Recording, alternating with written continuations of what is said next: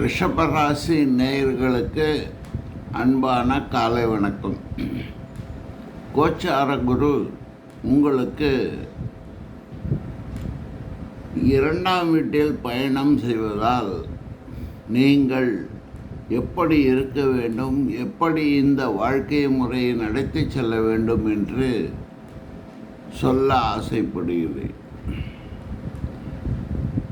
குரு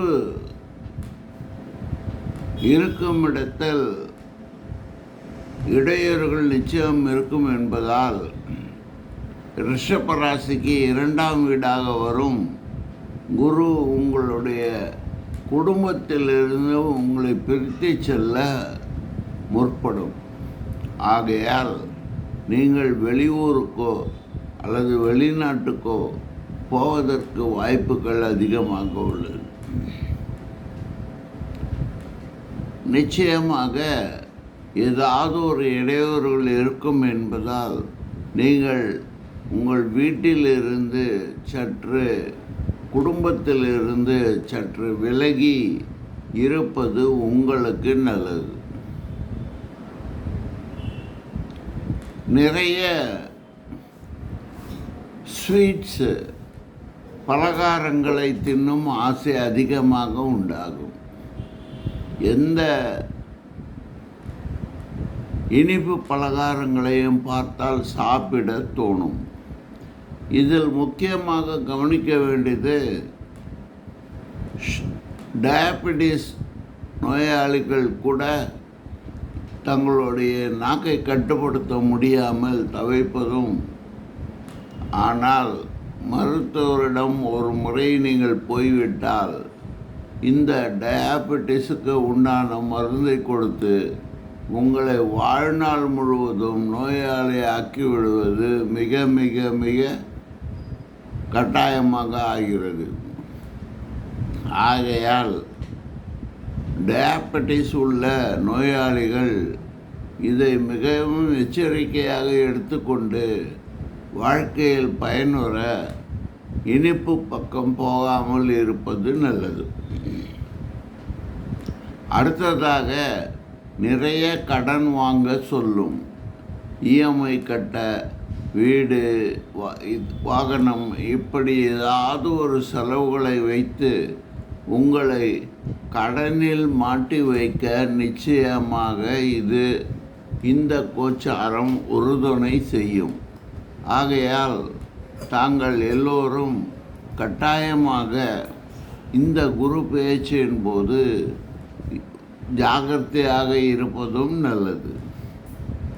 கோச்சாரகர் தனது பார்வையாக 6ஆம் வீடு, 8ஆம் வீடு, 10ஆம் வீடுகளை பார்க்கிறார். 6 என்பது துலாமாகவும், 8 தனுசு ஆகவும், 10 கும்பமாகவும் வருகிறது.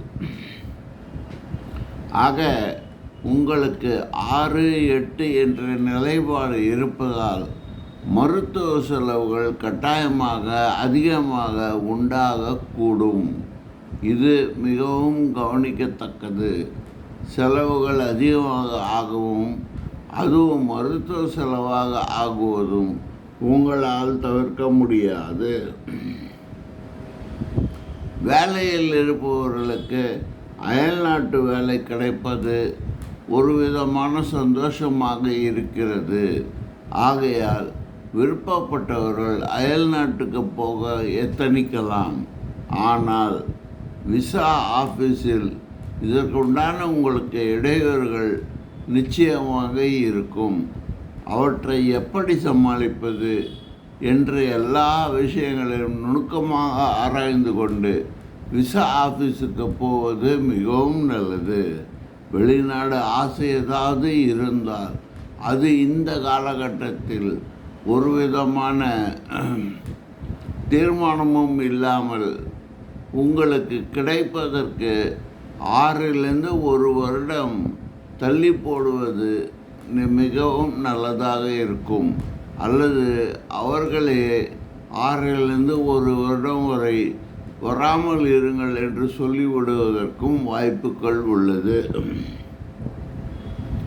இந்த காலகட்டத்தில் இவர்கள் 6 மாத காலத்திற்கு எச்சரிக்கையாக இருந்தால் தப்பித்து கொண்டு போய்விடலாம். இதுதான் ரிஷபராசி நேயர்களுக்கு நான் சொல்லிக்கொள்ளும் ஆலோசனைகளாகும். ஏற்பதும் ஏற்காமல் போவதும் உங்களுடைய முடிவுக்கு விட்டு விடுகிறேன். அடுத்து, தொழிலில் சற்றேறக்குறைய சிறு சிறு இடையூறுகள் வந்தாலும் நீங்கள் தப்பித்து போகலாம். வாங்கும் கடனுக்கு நிச்சயமாக திருப்பி கொடுக்க முடியாத நிலை உண்டாகும். அதாவது ரீபேமெண்ட் முடியாமல் போகும். ஆகையால் வங்கிகளும் பொருளாதாரத்தில் சிக்கலும் உங்களுக்கு இந்த காலகட்டத்தில் ஏற்படுவதற்கு சாத்தியக்கூறுகள் அதிகமாக இருக்கிறது. இவையெல்லாம் நான் சொல்வது உங்களுடைய எச்சரிக்கைக்காக தவிர இவையெல்லாம் எடுத்துக்கொண்டு இந்த ஜோதிடர் வெறும் கெடும் பலன்களாகவே சொல்லுகிறார் என்று நினைக்க வேண்டாம். இது என்னுடைய அறிவுரையாக ஏற்றுக்கொண்டு இதற்கு ஏற்றாற்போல் எப்படி தப்பித்து போகலாம் என்பதற்கு சொல்லப்பட்ட வழிமுறைகளையும் யோசித்து தீர மெதுவாக எல்லாவற்றையும் திட்டமிட்டு செயல்பட்டால் ரிஷபராசிக்காரர்கள் தப்பித்து போகலாம்.